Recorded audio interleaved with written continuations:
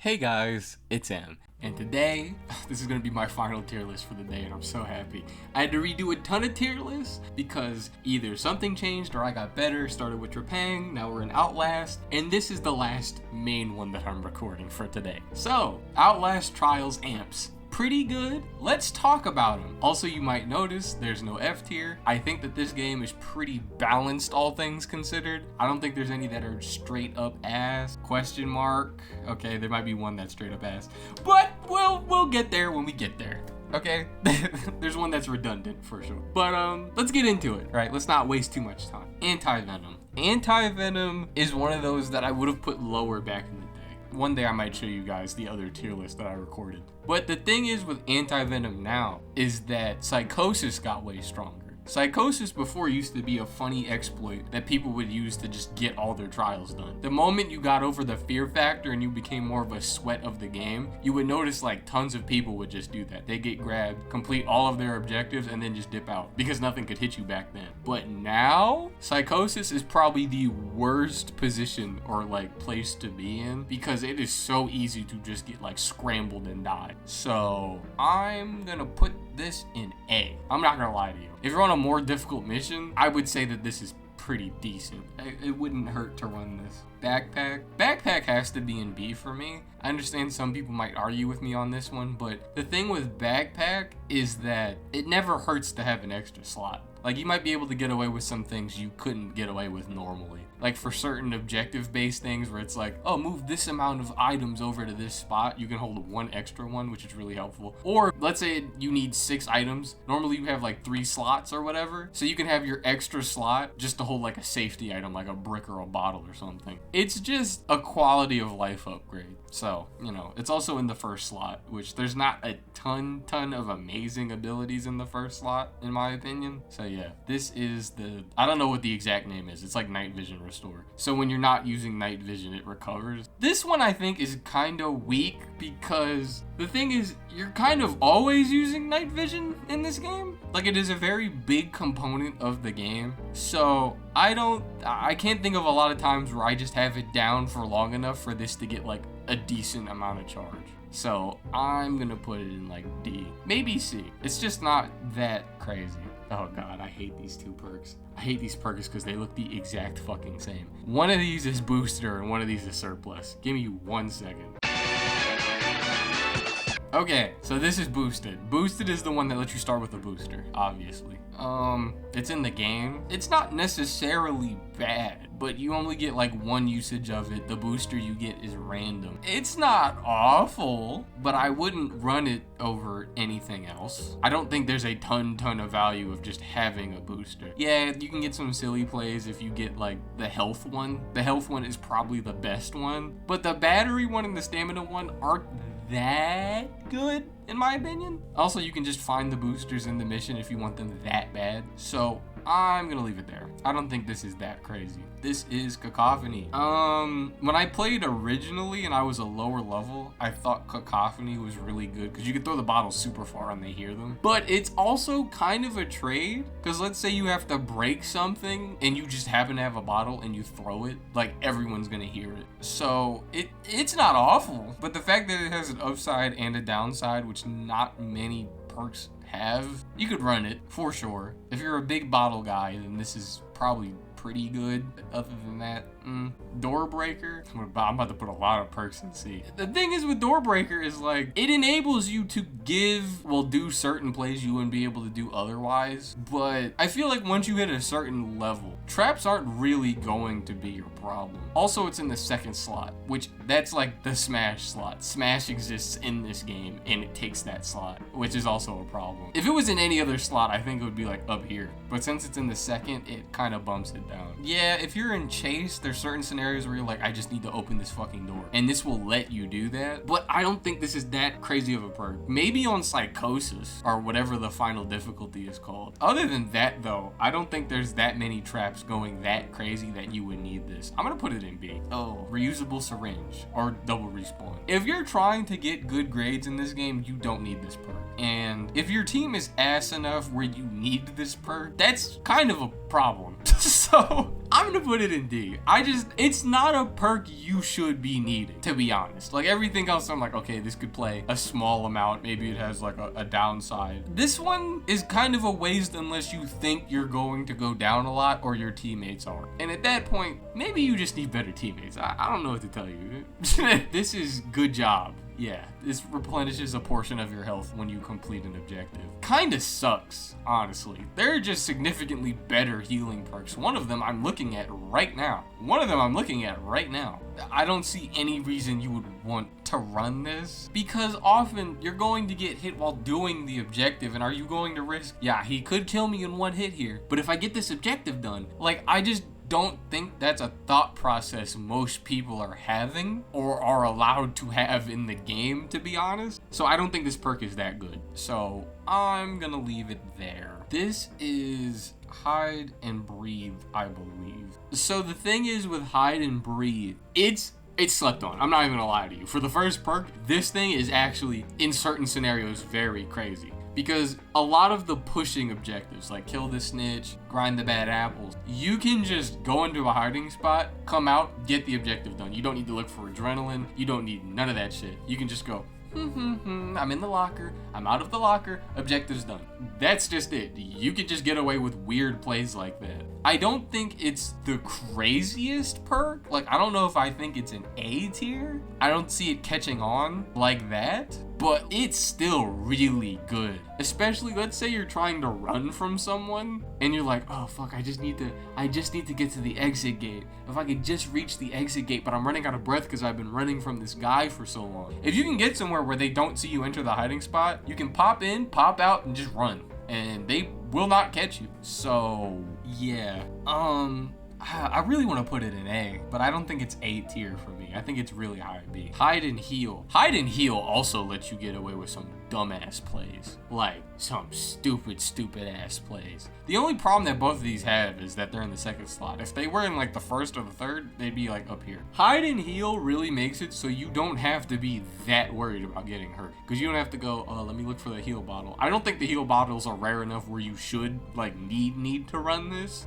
But you can just heal for free at any time you enter a locker. It's kind of silly, to be honest. Like, there was a long period of time before I got smashed where I was just running that. Like, it is just super helpful. And unlike hide and breathe is only super good if you have a push objective. Hide and heal is always helpful. I guess you could say, well, if you're doing really good, you wouldn't get hit at all. But just having the option, I think, is super good. Hide and recover. This one, kind of like hide and breathe, is really good, but I think the circumstances are way more specific. So let's say you get toxic shock or cold snap. You have a modifier where you have to hide. This is probably the best perk to have in those scenarios because you literally can't do anything else. You know, with any other build, you're just losing time. But with this ability, you're getting your rig back like extremely fast. So in that specific scenario, this thing is really good. Otherwise, you're not hiding for long enough for this to be like a perk you need to run. I think it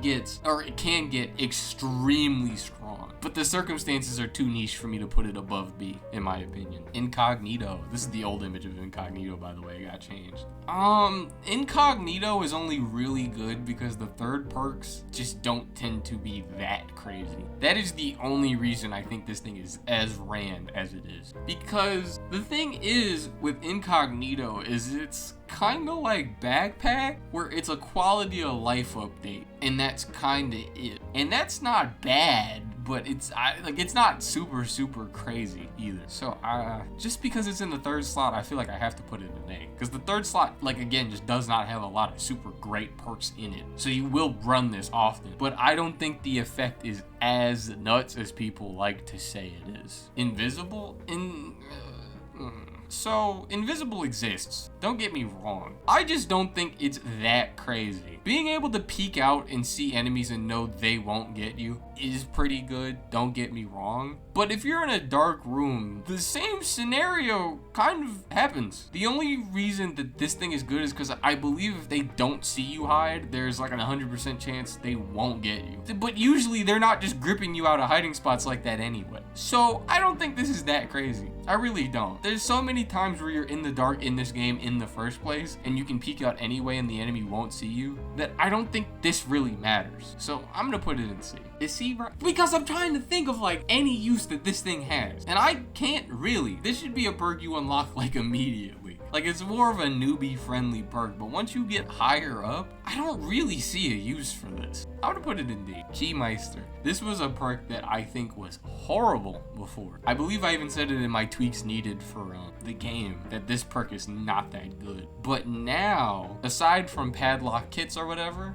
and utility boxes, there's now padlock doors. And that kind of shifts the dynamic. Because before with lockpicks, it was like, unless I need some super good healing, and then I have to chance it at that. You know, I'm not gonna be using a lockpick, because everything else I can just find across the world. But now that they have padlock doors that are super helpful shortcuts, this thing is not as bad. And also, if I'm right, which I believe I am, this is a first perk slot ability. Yeah, this is a tool ability.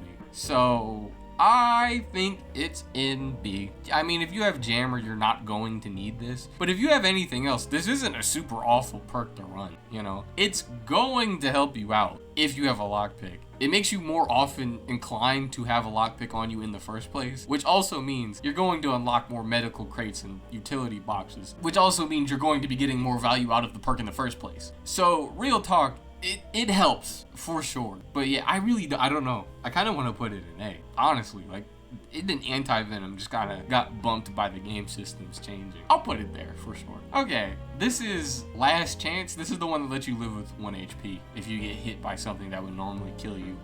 What is negative about it? Maybe if you want to free up the slot, sure. I believe this is a 3rd slot ability. Let me check really quick. Yeah, it is. So unless you want Incognito, you're not losing anything by running. This will save you grades, you know, runs potentially if you're on attrition. So I'm gonna put it in S. There's really nothing bad about it. I have nothing bad to say about it. Brick Breaker. Okay, so kind of like Keymeister, this thing got a lot more helpful after they added padlock doors. Is it as good as Keymeister? Kind of. It's kind of the exact same thing I was saying where it's like, oh, well, this thing has a ton more utility, but it's bricks. And I feel like you're more often going to just have bricks on you because they have the stunning potential against enemies. So, yeah, maybe it's an A. You know, again, oh, there's a padlock door in the way. I can just open it. Oh, there's a padlocked med kit and I have no health. Might as well open. Oh, I don't need it for any of those circumstances, but I just have a brick in my hand and I can throw it at the enemy. How fortunate. Yeah, it got a lot more utility when that change came out, so I'm gonna leave it there. Noise reduction. Now, people love this perk. I don't. I personally don't think it's that crazy. There are some super silly plays you can do with it, don't get me wrong, but I think they're better first ability perks that you can use. Okay, you can like get away with some silly objectives for sure. It just never felt that strong to me. I feel like this one I'm okay with arguing on. I'm okay with arguing about all of them, but this one I don't feel the strongest about. I just don't think it's that crazy. Like, yeah, I've done some silly plays with it, and it is always on, but I think some people would put this in S. I don't. This is an interchangeable perk for me. Like, there's sometimes I'll run something in B instead of it, or something else in A. So yeah, like, I don't think it's that crazy. I just don't think it's that crazy. This is, I don't even know what this perk is called. Hit and run. This is the one where if you get hit, you can run faster. Why are you getting hit? Like, the perk only comes into play in a scenario you do not want to be in. And then, if you get hit, you can usually just run away from the thing anyway. I can't think of a single enemy that could hit you once and then you're like, oh fuck, he's gonna get me again. Except maybe Franco. Franco is the only character where this might be helpful. Other than that is like 90% of the game. I don't think this thing is that good. I just don't. To be honest, I just don't. So I'm gonna leave it in D. I just don't think that this perk has a ton of use. Maybe for beginners. No. I'm sorry, I tried. Recycle. I don't want to put it in D, but I kind of feel like it's a D tier perk because I don't think you're ever gonna go, oh, let me drink this med thing just for a bottle. Like, I don't think those scenarios come up that often. Yeah, I guess it's cool if you just happen to have it on attrition and you drink and you're like, oh, I have a bottle now. But it's not a perk you're going to choose to run. I think there's a lot better perks you can put in this slot. I'm gonna put it in D. If it was a prescription or something, then that would be amazing. But since it's an amp, I don't see any world where you're like, oh, I wish these medkit things would just turn into bottles every time I use them. I just don't see that being like that helpful of a feature. This is Phoenix or self-revive or something. This is basically last chance, but you go down completely and revive yourself. I don't understand this perk in the game because last chance exists. The only thing I can think of is that last chance, you're still in the chase, but with this, I believe you can like delay it a bit and then pick yourself up and get away. They do the same thing pretty much, like in practice. I kind of want to put it in A just because of that, and I believe they occupy the same slot too. So it's like, if you have one, I don't think you need the other one. I just don't think this one is that crazy. It's kind of there. It's kind of just in the game. I don't know what else to say about it. You unlock last chance before self-revive, which is the other thing that I find super confusing about it. So yeah. Like, there's some scenarios where self-revive can clutch up for sure, where last chance can't, but that's not that frequent. I'll put them both in S. I'll be nice. I think it's a redundant perk. I don't think you need both of these in the same game, but it can save your runs. It can save you out of all the scenarios that last chance can't. I just think it's weird. We have kind of two very samey perks. Slippers? I think Slippers is an A. I honestly kind of want to put it in S. There's glass on every mission, and there's so many times where you're locked in on your objective or whatever, and you accidentally step on some glass and the guy goes, and then you're just you're bummed and you need to run. Slippers saves you so many times. It saves you from having to even really worry about that. It only goes off if you run over glass, which won't happen that often because I don't find myself running that much unless I'm in chase. Yeah, for me, I think this is an S. I usually leave it on unless it's a mission where I'm like, oh, well, hide and breathe would be really helpful here. So, yeah, I'm gonna leave it there. Smash is just an S. Smash is just too good of an ability. It does entirely too much. It's honestly, it might be a little too strong, in my opinion. So, it breaks double doors. This would be really helpful by itself because double doors they tend to be like some of the biggest shortcuts. Now, other than that, you can just run in and break normal doors in one hit. So if you're in a chase, normally if you run into a locked door, it's like, fuck, I have to bounce off this door and get somewhere else. But with Smash, you're just gonna go break through it immediately. Nothing is stopping you. You are basically playing Juggernaut now. There's no way I'm not putting this in S. It is probably the best second slot perk. There are times where you might need to run something else for sure, but this thing is too good. It's too good for me to put it anywhere else. This is Strong Arm. Strong Arm isn't awful, period. I don't really know what to say about it. Against prime assets, I don't think the stun time has changed. But if you hit like a basic goober with this thing, you like knock them on their ass. Like, you put some strength behind it, you know? I don't think it's that good. I don't think it's that bad either. The only thing is it's not amazing against prime assets, which are some of the most dangerous enemies in the game. It's really good against the smaller guys that don't hurt as bad, which is nice. Like, you know, Pusher or Goggles or whatever. I just don't think it's strong enough where I'm gonna go, oh yes, let me run Strong Arm. It's a funny perk. I just don't think it's like the best one or anything. This is the one that gives you a random item or random items. This one just, no, you don't need this. you 1000% don't need this perk. I really don't know what else to tell you. It's like, in concept, it's not awful, but I feel you can just find a lot of the stuff by running around in the first area of spawn anyway. So I wouldn't give up a perk slot for this, in my opinion. Ooh, now we get on to the newer perks. I don't think any of these are bad. Short Circuit. This thing, it doesn't sound that strong until it starts activating.